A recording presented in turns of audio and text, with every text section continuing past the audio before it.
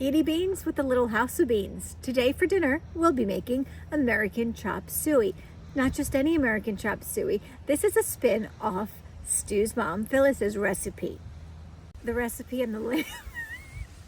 What is my dog doing? The recipe and the links to the products you see me using here will be in the description below.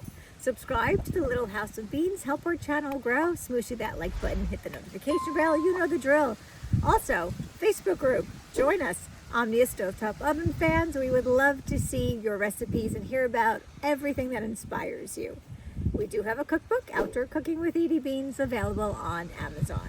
Let's make dinner. Let's make a spinoff on Phyllis's American Chop Suey. Let's cook.